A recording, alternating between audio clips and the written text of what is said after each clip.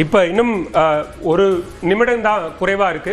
6 மணிக்கு வாக்குப்பதிவு என்பது நிறைவு பெற இருக்கிறது. 6 மணி வரைக்கும் அந்த வரிசையில் நிற்கக்கூடியவர்கள் டோக்கன் பெற்றால் அவர்கள் 9 மணி வரைக்கும் கூட வாக்குகளை பதிவு செய்யலாம் அப்படிங்கிற ஒரு தகவலை சென்னை மாவட்ட தேர்தல் அதிகாரி குமரகுருபரன் தெரிவித்திருக்கிறார். கோலாகலமாக நிறைவடைந்திருக்கிறது ஒரு ஜனநாயக திருவிழா. தேர்தல் வாக்குப்பதிவில் ஒரு வரலாறு படைத்து அசத்தி இருக்கிறது தமிழ்நாடு. அந்த வகையில் 2026 தமிழ்நாடு சட்டமன்ற தேர்தலுக்கான வாக்குப்பதிவு என்பது தற்போது நிறைவை அடைந்திருக்கிறது. 5 மணி நிலவரப்படி 82.24% வாக்குகள் என்பது பதிவாகி இருக்கிறது.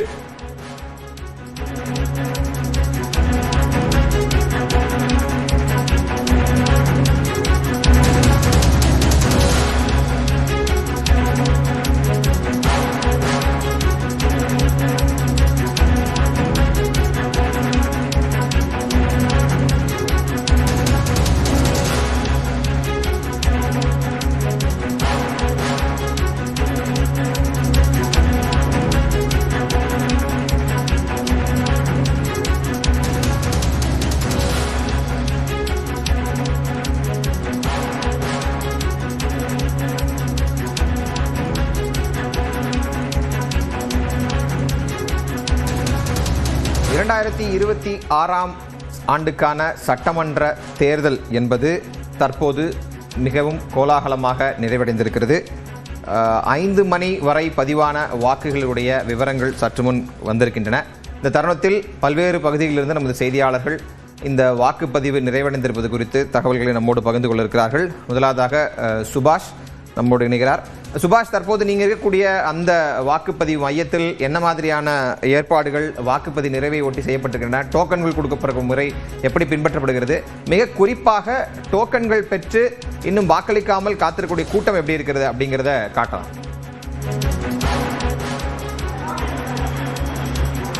சாலிகிராமம் பகுதியில் நான் இருக்க விருகம்பாக்கம் தொகுதிக்கு உட்பட்டு இங்கே பூத் நிர்வாகிகள், அதாவது பூத் கமிட்டியில் இருக்கக்கூடியவங்க, அலுவலர்கள் எல்லோரும் இந்த இவிஎம்ல கடைசியாக ஃபைனலாக அவங்க இங்கே டோக்கன் கொடுக்கறதுக்கான வேலைகள் இல்லை, நிறைவடைஞ்சிருச்சு. இந்த தேர்தலுக்கான வாக்குப்பதிவு தற்போது நிறைவடைஞ்சிருச்சு. குறிப்புகள் எடுக்கிறாங்க, எவ்வளோ பேர் ஓட்டு போட்டிருக்காங்க, அவங்களுக்கும் இவங்க வச்சிருக்க நம்பருக்கும் டேலி ஆகுதா, அந்த டோக்கன் கரெக்டாக இருக்கா அப்படின்றத பார்த்து எவ்வளோ வாக்கு பதிவாயிருக்கு மிஷினில் அப்படின்றத எண்ணிக்கையை காட்டுறாங்க. டோட்டல் எண்ணிக்கையை அது எல்லா முகவர்களும் குறித்து கொள்றதை நம்ம காட்சிகளாக பார்க்க முடிகிறது.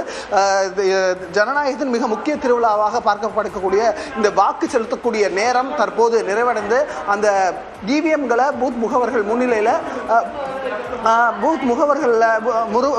முன்னிலையில் அது சீல் வைக்கப்பட இருக்கிறது. அவர்களுக்கான எண்ணிக்கை, அந்த பூத் முகவர்களுக்கான எண்ணிக்கை எவ்வளவு ஓட்டு பதிவாயிருக்குன்றதுக்கான எண்ணிக்கை வந்து இங்கே வந்து கொடுக்கப்பட்டிருக்கு. இந்த பூத்தில் வந்து பார்த்தோம்னா, இந்த விருகம்பாக்கம் பூத்தில் வந்து நம்ம இருக்கக்கூடிய இந்த மையத்தில் 8 பூத்துகள் இருக்கு. அனைத்திலும் வாக்குப்பதிவானது நிறைவடைஞ்சிருக்கு. எங்கேயும் டோக்கன் கொடுக்கறதுக்கான அவசியம் இல்லை. கிட்டத்தட்ட 80% மேலாக வாக்குப்பதிவானது நடைபெற்றிருக்கக்கூடிய ஒரு தொகுதியாக தற்போது இந்த தொகுதி விருகம்பாக்கம் தொகுதி இருக்கக்கூடிய சூழ்நிலையில் மிக முக்கியமாக இந்த வாக்குப்பதிவு நிறைவடைஞ்சிருக்கு. சமல், அது சம்பந்தமாக அலுவலர்கள் தங்களுக்குள்ளான பூத் நிர்வாகிகளிடமும் கணக்குகள், அதாவது எவ்வளவு வாக்கு வந்திருக்கு, அந்த வாக்கு முறையாக இவிஎம்ல காட்டுறதும் அவங்க குறிப்பு வச்சிருக்கிறதும் சரியாக இருக்கா, அது டேலியாக தான் காமிச்சு அவங்க முன்பாகவே அது சீல் வைக்கப்பட்டு அரக்கு வைக்கப்பட்டு பத்திரமாக இரும்பு பெட்டிக்குள் வைக்கப்பட்டு இங்கிருந்து வாக்கு எண்ணும் மையத்திற்கு அனுப்பி வைக்கப்படும். பலத்த போலீஸ் பாதுகாப்பும் போடப்பட்டிருக்கிறது. வாக்குச்சாவடி மையத்திற்கு வெளியேயும் காவல்துறை பாதுகாப்பு போடப்பட்டிருக்கிறது. இந்த பகுதியிலும் போடப்பட்டிருக்கிறது. வாகனத்தை இதில் ஏற்றும் பொழுதும் பாதுகாப்பு போடப்படும். மீண்டும் அது வாக்கு எண்ணும் மையத்திற்கு எடுத்து செல்ல போகக்கூடிய வழிகளும் கடுமையாக பாதுகாப்புடன் இந்த இயந்திரங்கள் அனைத்தும் பத்திரமாக எடுத்து செல்லப்பட்டிருக்கிறது. தற்போது தொடர்ந்து பேசலாம். தற்போது நமக்கு மதுரையினுடைய சிறப்பு செய்தியாளர் வெற்றி இருக்கிறவரிடம் பேசலாம். வெற்றி, மதுரை மண்டலத்தை பொறுத்தவரை அங்கு வாக்குப்பதிவு நிறைவடைந்திருக்கிறதா? எந்த அளவுக்கு அந்த டோக்கன் கொடுக்கக்கூடிய முறைகள் பின்பற்றப்படுகின்றன? நீங்க இருக்கக்கூடிய அந்த வாக்குச்சாவடியில் நிலவரம் என்ன?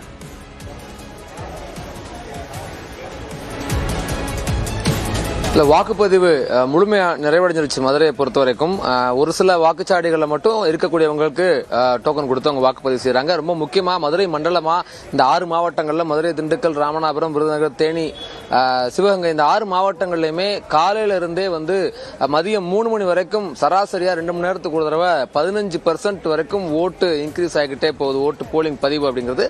அப்புறம் 3 மணிக்கு பின்பாக அது 10% இப்படியே இருக்கு, பதிவாகிட்டே வருது. இதுல மதுரை மண்டலத்தை பொறுத்த வரைக்கும் திண்டுக்கல் வந்து அதிகபட்சமாக 86.35% ஓட்டு வந்து திண்டுக்கல் மாவட்டத்தில் பதிவாயிருக்கு. விருதுநகர்ல 82.16% ஓட்டு பதிவாயிருக்கு அப்படிங்கறத குறிப்பிடத்தக்க வேண்டிய விஷயம்.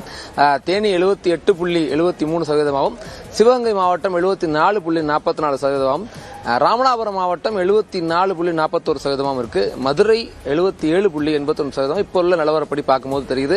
ஆனா இதுல காம்படிஷனா வந்து போட்டியாக அந்தந்த முக்கியமான வேட்பாளர்கள் இருக்கக்கூடிய தொகுதிகளில் மட்டும் போட்டி அப்படிங்கிறது மாலை 3 மணி வரைக்கும் நீடிச்ச நிலையில இப்போ வந்து போட்டி வந்து பரவலாவே எல்லா தொகுதிகளிலும் திண்டுக்கலை பொறுத்த வரைக்கும் பார்க்க முடியுது. பெரும்பாலும் எல்லா தொகுதிகளும் இப்போ திண்டுக்கல் ஸ்ரீனிவாசன் போட்டியிடக்கூடிய 83%, ஆத்தூர்ல ஐ பெரியசாமி போட்டியிடக்கூடியது 86%, ஒட்டஞ்சத்திரம் சக்கரபாணி போட்டியிடக்கூடியது தான் ஆரம்பத்திலிருந்தே லீடிங்ல இருந்துச்சு. அந்த போலிங் மட்டும் அதுவும் இப்போ 89% வரைக்கும் போயிருக்கு. மதுரையை பொறுத்த வரைக்கும் ஆர்பி உதயகுமார் போட்டியிடக்கூடிய அந்த திருமங்கலம் தொகுதி வந்து 85% வரைக்கும் போட்டி இருக்கிறத பார்க்க முடியுது, வாக்கு பதிவாக இருக்குது. சோழவந்தானம் 84% இருக்குது.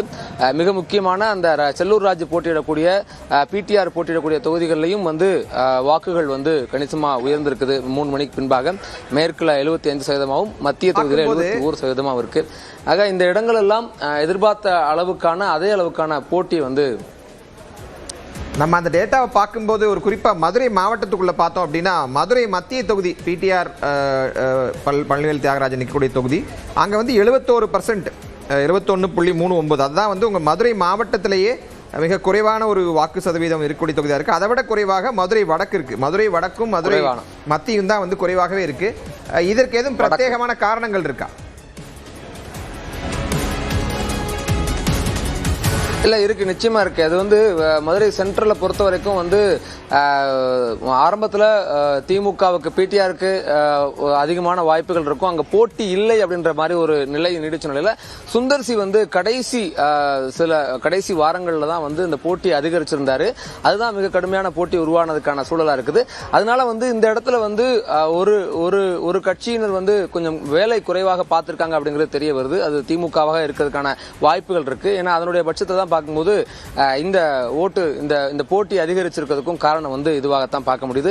வடக்கை பொறுத்த வரைக்கும் தளபதி திமுக சார்பு தளபதியும் அதிமுக சார் டாக்டர் சரவணன் நிற்கிறாங்க. டாக்டர் சரவணன் தரப்புல அதிமுகவில் வந்து களப்பணி அவ்வளவு முறையா செய்யப்படலை அப்படிங்கிறதும் இதன் மூலமாக தெரிய வந்திருக்கு. இது 2 காரணங்கள் தான். இங்க திமுகவினுடைய பணியும் அங்க அதிமுகவினுடைய பணியும் 2 காரணங்கள் தான் வந்து இந்த தொகுதிகளில் வந்து வாக்கு இவ்வளவு தூரம் குறையிறதுக்கான காரணங்களா பார்க்கப்படுது. தொடர்ந்து இணைப்பில் இருங்க. அடுத்து திருச்சியிலிருந்து ரகுவரன் நினைக்கிறார், அவரிடம் பேசலாம். ரகுவரன், திருச்சி மத்திய மண்டலம், திருச்சியினுடைய குறிப்பாக திருச்சி மாவட்டத்தினுடைய வாக்கு சதவீதம் என்பது எப்படி இருக்கிறது? நீங்கள் இருக்கக்கூடிய பகுதியில் டோக்கன்கள் முறையாக கொடுக்கப்பட்டிருக்கிறதா? எவ்வளவு தூரம் கூட்டம் இருக்கு? இன்னும் குறிப்பாக சொல்ல போனா தமிழ்நாட்டில் மிக முக்கியமான எதிர்பார்ப்பு திருச்சி கிழக்கு தொகுதி இருக்கு. கூட்டம் இல்லாமல்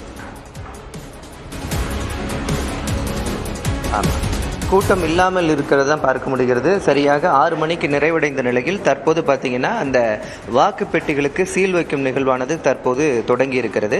காலை 7 மணியிலிருந்து இந்த வாக்குப்பதிவானது தொடங்கி நடைபெற்றாலும் காலையில் விறுவிறுவென நடந்தது.